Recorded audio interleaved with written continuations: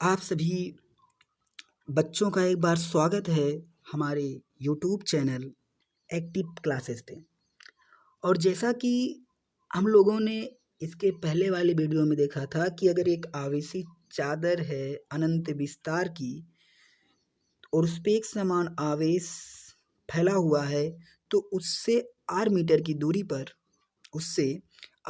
दूरी पर कितनी तीव्रता वैद्युत क्षेत्र की उत्पन्न होगी। तो हमने फार्मूला निकाला था E बराबर सिग्मा अपान 2 एप्सिलॉन 0। क्या निकाला था एक बार देख लेते हैं। सिग्मा बराबर हमारा आया था सिग्मा नहीं, E बराबर आया था सिग्मा अपान 2 एप्सिलॉन 0। इस सूत्र में एक चीज उस वीडियो में बताना हम भूल गए कि इसमें आर नहीं है। इसमें क्या है? आर नहीं है। ई नॉट डिपेंड बाई आर, माने आर जो होता ई जो होता है आर पे डिपेंड नहीं रहता। किस कंडीशन में? जब वह एक आवेशी चादर प्लेट होती है। कहने का मतलब आवेशी चादर प्लेट के निकट दूरी चाहे जो हो लेकिन तीव्रता क्या होगी? समान होगी। कहने का मतलब ये है कि आवेशी चादर प्लेट के निकट जो वैद्युत क्षेत्र की तीव्रता होती है सभी बिंदुओं पे क्या होती है?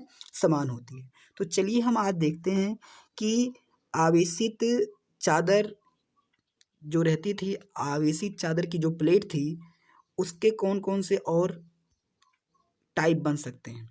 तो पहला टाइप आपके सामने दिखाई पड़ रहा होगा कि आवेशित चालक प्लेट के निकट वैद्युत क्षेत्र की तीव्रता। आवेशित चालक प्लेट के निकट वैद्युत क्षेत्र की तीव्रता। तो चलिए चित्र पहले देख लेते हैं आप लोग अच्छे से। चित्र में आपको ये बताया गया है कि जो आपका ये प्लेट है, जो ये आपकी प्लेट है, इस प्लेट में हुआ क्या है कि एक प्लेट है और इसको निर्वात में रखा गया है। और निर्वात में रखने से क्या हो गया है कि इस पे प्लस और इसको प्लस क्यू आवेश चार्ज दिया गया है। तो प्लस क्यू आवेश इधर है, प्लस क्यू आवेश इधर है। दोनों पे पृष्ठीय आवेश घनत्व क्या है? सिग्मा है। ए चादर नंबर प्लेट की जो चादर एक है और क्या है? प्लेट की चादर सेकंड है। तो चलिए देखते हैं कि अगर ए आपका रहेगा, ये आपकी प्लेट है, तो प्लेट के बाहर तीव्रता कितनी होगी। और सोचने वाली बात यह है कि आपको हमने बताया था कि जो विद्युत बल रेखाएं होती कभी चालक तार में से होके नहीं जाती हैं। और जब चालक तार में से होके नहीं जाएंगी तो इस चालक तार के अंदर विद्युत क्षेत्र की तीव्रता कितनी होगी? शून्य होगी। ई बराबर कितनी होगी? 0 होगी। तो चलिए देखते हैं कैसे डेरिवेशन होने वाला है। तो एक बार देख लीजिएगा, एक बार हम बता दें करना क्या है। करना ये है कि एक बार इस प्लेट से हमको तीव्रता निकालनी है, एक बार इस प्लेट से तीव्रता निकालनी है। और चूंकि हम लोग जानते हैं कि जो ई होता है चादर के लिए वो दूरी पर डिपेंड नहीं करता है। तो यहाँ पे एक बात आप देखिएगा कि जब आपको इधर निकालना है और जब आप इधर निकालोगे तो फर्स्ट के लिए हम E1 ही मानेंगे और सेकंड के लिए क्या मानेंगे? E2 मानेंगे। दोनों की हम डायरेक्शन की बात करें तो पॉजिटिव है तो ए बाहर की ओर होगी और ये भी क्या होगी? बाहर की ओर होगी। कहने का मतलब हमको सिर्फ इन्हीं दोनों को अगर परिणामी तीव्रता निकालनी है तो दोनों को क्या कर देंगे? हम लोग जोड़ देंगे। जैसा कि आपने चित्र में देख रहे हैं कि E1 का जो डायरेक्शन है वो बाहर की ओर है और E2 का भी जो डायरेक्शन वो बाहर की ओर है, इसलिए परिणामी का भी डायरेक्शन क्या होगा? बाहर की ओर होगा। तो चलिए देखते हैं। तो जो चादर फर्स्ट के कारण वैद्युत क्षेत्र की तीव्रता तो E1 बराबर सिग्मा अपान 2 एप्सिलॉन 0। और ये क्या होगा? चादर एक से दूर दाईं ओर, देख पा रहे हैं, चादर एक से क्या है? दूर है और किधर है? दाईं ओर है। ये आपका दायां है यानी राइट साइड है और ये आपका क्या है? लेफ्ट साइड है। तो जो पहली प्लेट जो तीव्रता उत्पन्न कर रही है सिग्मा अपान 2 एप्सिलॉन 0 का, वो क्या है? चादर एक से दाईं ओर है। देख पा रहे हैं, चादर एक से क्या है? दूर दाईं ओर है। और आवेशित चादर सेकंड के कारण वैद्युत क्षेत्र की तीव्रता, ये जो थी सेकंड की भी तीव्रता इधर ही उत्पन्न होगी। तो E2 बराबर सिग्मा 2 एप्सिलॉन 0 चादर सेकंड से दूर होती है। चादर सेकंड से क्या होती है? दूर होती है, वो भी दाईं ओर होती है। अब यहाँ पे आप देख लीजिएगा, दोनों को एक बार पुनः देख लीजिएगा, ये बहुत ही इम्पॉर्टेंट चीज़ है। तो क्या था कि जब ये फर्स्ट प्लेट जब तीव्रता उत्पन्न करेगी बच्चों, तो जब फर्स्ट प्लेट तीव्रता उत्पन्न करेगी तो दाईं ओर करेगी, कितनी करेगी, E1 बराबर सिग्मा अपान 2 एप्सिलॉन 0 और E2 बराबर रहेगा सिग्मा अपान 2 एप्सिलॉन 0।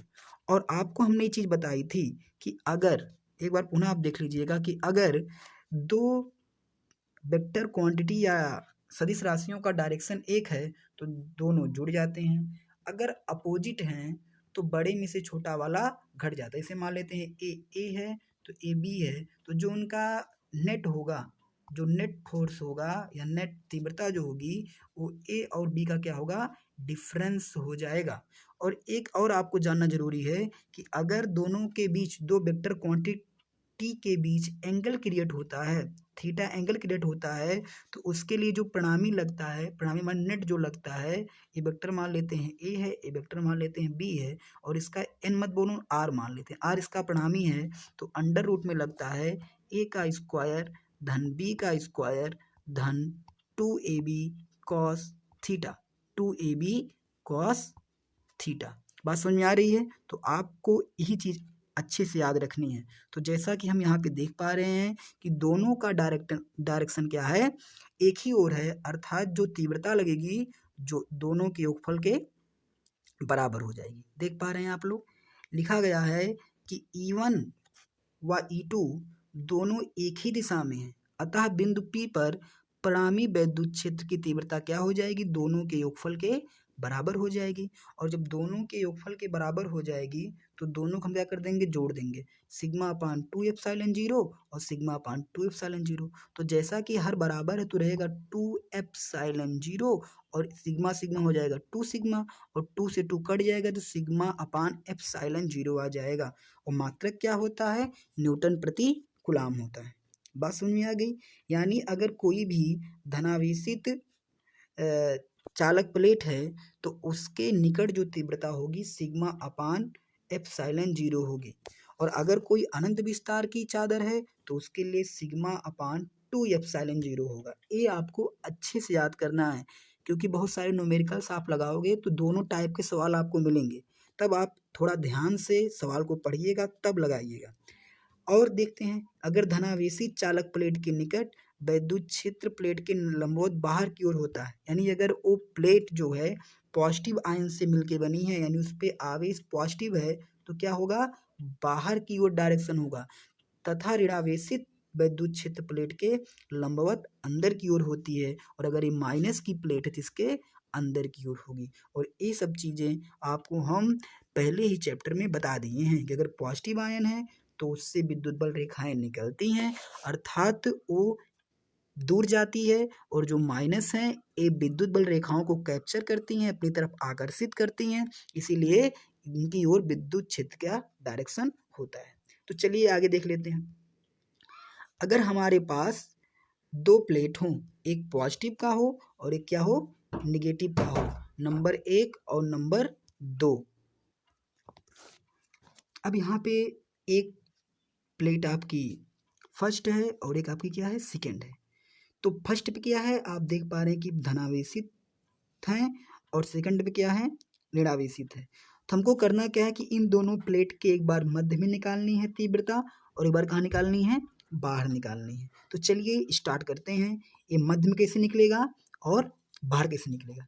एक चीज़ आप समझिएगा कि दोनों तरफ निकालना है, तो अंदर के पॉइंट को हमने मान लिया है P, क्या मान लिया है P, और इन दोनों के बाहर का पॉइंट क्या मान लिया है, Q मान लिया है। लेकिन बारी बारी से निकालना है, एक ही साथ में दोनों मत निकालना। तो यहाँ पे पहले हम डायरेक्शन देखते हैं। डायरेक्शन पहले देख लेते हैं। पॉजिटिव के लिए पॉजिटिव को हम प्लस से बना देते हैं, और निगेटिव आपके काले से ही रहने देते हैं, कोई दिक्कत नहीं। तो जब इस चादर से, चादर नंबर 1 से हम डायरेक्शन निकालेंगे तो बाहर की ओर होगा, ठीक। और अगर बिंदु P पे हम निकाल रहे हैं और चादर सेकंड की हम बात करें तो चादर सेकंड के लिए क्या हो जाएगा, डायरेक्शन इसी की ओर हो जाएगा, कोई डाउट नहीं होगा ना। पॉजिटिव है तो पॉजिटिव के बाहर हो जाएगा, और ये निगेटिव है, इस पे तीव्रता उत्पन्न करेगी, इसके अंदर की ओर हो जाएगा। अर्थात जब हम बीच में निकालेंगे तो दोनों क्या हो जाएगा, जुड़ जाएगा, दोनों क्या हो जाएगा, जुड़ जाएगा। और जब दोनों जुड़ जाएगा तो इसके पहले वाली कंडीशन पुनः बनेगी, अर्थात E बराबर आ जाएगा सिग्मा अपान एप्सिलॉन 0। तो चलिए देखते हैं कैसे हुआ ये सब। तो पहले हम अंदर की बात करेंगे। तो अंदर कह रहे हैं प्लेटों के बीच यानी बिंदु P पर तीव्रता, प्लेटों के बीच यानी किस पे, बिंदु P पर तीव्रता। बिंदु P पे जब हम तीव्रता निकालेंगे तो प्लेट फर्स्ट के कारण उत्पन्न वैद्युत क्षेत्र की तीव्रता तो E1 सिग्मा अपान 2 एप्सिलॉन 0 और प्लेट सेकंड के कारण भी तीव्रता E2 बराबर सिग्मा अपान 2 एप्सिलॉन 0, वही चीज रहेगी दोनों की तरह पे। तो यहाँ पे हम देख रहे हैं कि ए वाला डायरेक्शन पहले के लिए इधर है, दूसरे के लिए भी इधर है, तो इसका जो टोटल डायरेक्शन होगा दोनों को क्या कर दिया जाएगा, जोड़ दिया जाएगा। तो देख लेते हैं, वैद्युत क्षेत्र लिखा है कि वैद्युत क्षेत्र E1 व E2 समान दिशा में है, डायरेक्शन एक ही बताया गया, और समान दिशा में होने के नाते प्लेटों के बीच बिंदु P पर परिणामी वैद्युत क्षेत्र की तीव्रता क्या हो जाएगी, दोनों के योगफल के बराबर हो जाएगी। और जब आप दोनों का मान रख दोगे सिग्मा अपान 2 एप्सिलॉन 0 प्लस सिग्मा अपान 2 एप्सिलॉन 0, तो दोनों जुड़ के सिग्मा E बराबर सिग्मा अपान एप्सिलॉन न्यूटन प्रति कूलाम बन जाएगा। एक कंडीशन थी, अगर दो आपके पास चालक है, एक पॉजिटिव का और एक निगेटिव का, तो उनके बीच जो तीव्रता लगेगी ई बराबर सिग्मा अपान एप्सिलॉन 0 लगेगी। तो चलिए आगे देख लेते हैं। आगे इसके बाहर की बात कर लें।